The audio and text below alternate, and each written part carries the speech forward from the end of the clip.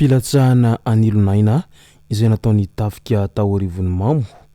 Olona miisa 3 no maty ka manamboninahitra ny tafika ny raya ary manamboninahitra gendarmeria ny anankiroa. Ka ny pitsopitsony mahakasika an'izay ny fakafakena amintsika atao anatin'ity vidéo ity ka manasantsika rehetra anaraka an'ity vidéo ity hatramin'ny farany. Azadino ny milike ny vidéontsika ary tsara voatrany ny miabone amin'ny chaîne antsika mba ahafahanareo manaraka tsy tahapaka ny vidéo zay lefa nahita isan'andro. Tsy ampendrela moa isika fa avy hatrany tonga de vavany ndao ary.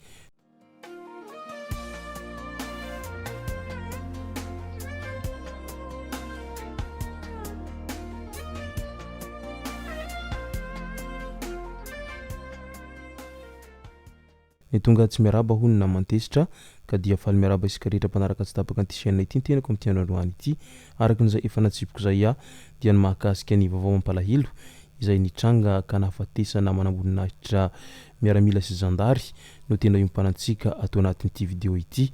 Fa mialohan'izay dia andao aloha resantsika ireto tsara ho fantatra manaraka ireto. Fantatra tao anatin'ny fanambarana izay natao teo anivon'ny Madagasikara Airlines tamin'ny andro ny 17 aogositra lasa teo iny fa nanaiky ny fangatahany fanjakana malagasy sy ny filankevy fitantanana Itery de Bayol mahakasika ny fanalavam-potoam-piasany. Ity farany izay efa niandraikitra ny fitantanana anatin'ny kompania ampitaterana anabakabaka malagasy ity nanomboka tamin'ny Desambra 2024 ho fitohizany dingana fanovana sy fanavaozana an'ity orinasa ity no antony izay tohanany banky raisam-pirenena ao anatin'ny draft-panavaozana Phoenix 34 hoy ny fanazavana hatrany. Midika izany fa voatazona hitantanan'ny Madagasikara Airlines Itery de Bayol. Lozam famovizana indray tamin'iny lalam-pirenena faefatra iny fiarabe iray avy any Mampikony hihazo any Antananarivo no nirafitra tamina taxi brosy avy any Antananarivo hihazo any Sambava teo Abonara fokotany Andranomibevava commune Ambanivohitra Antanimbary distrika ny Mevatanana iny.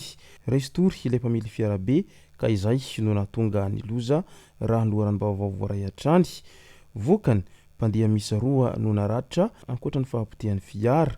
Tsy nisy kosa ny enana fohy tao anatin'ity loza famovizana ity ka ny afatra mitandrema ihany ry mpamily amin'ny fandehanana mafy sy ny harerahana fa noho ny harerahana diso tafahoatra dia mety hiteradoza ho anao sy ho an'ny hafa ary mba mahaiza ihany makaina na dia tsara azany vola fa ny aina tsy ananampiry aleo misoroka tozay mitsabo tandrovo manakariva ny ain'olona ary tandrovo ihany koa ny ainao ao anatin'izay fitateram-bahoaka izay. Fiarahany mitovy fananahana lehilahy misa 2 no voakaravasy inenina 70 tany Indonezia.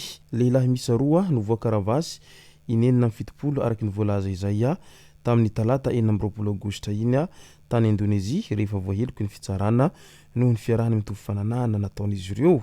Ny fiarahany mitovy fananahana izay voarara tanteraka ao HM Indonezia ary nanameloka an'io sazy io ny avy eo anivon'ny Amnesty International. Midika izany fa tena sarotiny amin'ny fiarahany mitovy fananahana ry zareo any Indonezia any amin'izao fotoana izao ary tena tsy eken'izy ireo moa izany fiarahan'olona mitovy fananahana izany.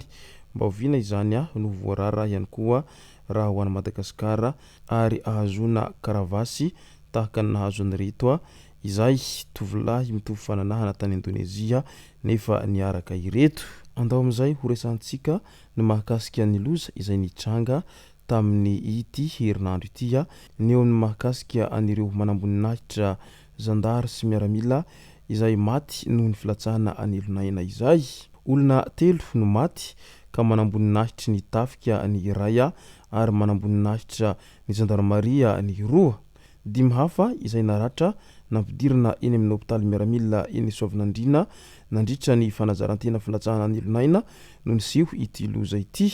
Noho ny tsy hodrivotra mahery mialohan'ny hitontonana amin'ny tany na rafale devant à l'atterrissage no nahatonga ny loza nandritra ny fakana ny brevet filatsahana amin'ny elonaina izay nitanterahana teny rivony mamo niarahana tamin'ireo tafika frantsay.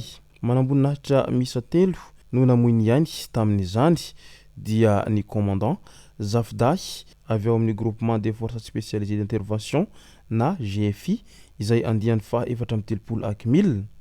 Lieutenant Ramiandrasoa Rikas avy ao amin'ny escapar na escadron parachutiste eo anivon'ny CFS ny gendarmerie am-pirenena andiany faha 170 ary lieutenant Njaka Andrababa ny géodar avy amin'ny CFS centre de formation spécialisée ny gendarmerie am-pirenena andiany faha 170 ihany koa. Mbola misy dimy hafa moa izay voalaza fa maratra izay ary manaraka fitsaboana eny amin'ny hôpitaly miaramila eny Soavinandriana eny. Araky ny hita dia tena mbola samy tanora avokoa ireto manamboninahitra izay nindao-pahafatesana ireto raha ho an'ny tompoko lahy Njakandrababany izay anisany ireo manamboninahitra nindao-pahafatesana tamin'ity loza ity na jejenjaka moa no fahafantarany be sy ny maro azy. Tovolahy izay tena matanjaka avy ao amin'ny distrikany Ankeriky Antsy faritra Sofia iny izy ary namela kamboty iray. Tanora mankafy ny tafika sy ny tontolony ary izany no anisany nampiezaka azy ka nianatra atao amin'ny CMP Fianaratsoa ary nanohy tao amin'ny Akimila Antsirabe. Nivoaka tamin'ny andiany faha 170 izy ary nanohy niezaka sy nidingana hatrany ny tanjony ka izao izy nindao-pahafatesana izao. Isan'ny mahavaky fo raha nijery ireo sary izay nanitry ny fisehoan'ny loza ity ka izay indrindra no mahatonga ny tsy hamoantsika azy atao anatin'ity horonan-tsary ity fa ireo tahirin-tsary no azontsika voaka ao anatin'ity horonan-tsary izay hovoakantsika ity ka dia mirary finorina feno ho an'ny fianakaviany manamanjo amin'izao loza izay nahazo anireto manamboninahitra izay tena mbola tanora sady ho avy firenena ireto nefa dia lasa aloha loatra noho n'izao loza izay nahazo azy ireo vokatry ny hetraketraky ny natiora izao ary tsy nisy nanampo fa hitera-doza tahaka an'izao ny fanazarantena izay nataon'izy ireo tao anatin'izay filatsahana anironaina izay. Miondrika mpanajana tompoko ka dia misaona ny tafika malagasy sy ny gendarmerie amin'izao fotoana izao noho ny fahalasana ny ireto manamboninahitra miaramila sy zandary izay samy tanora ary isan'ny tanora izay tena mahay miaramonina eny anivon'ny fiarahamonina moa izy ireo no sady mahay mifanerasera amin'ireo tanora mitovy azy sy ny voaka malagasy.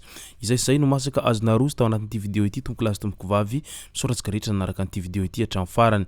Azadino ny milaiky ny vidéo antsika ary tsara voatrany miabone amin'ny chaîne antsika mba ahafahanareo manaraka tsy tapaka ny vidéo zay lefa nito isan'andro.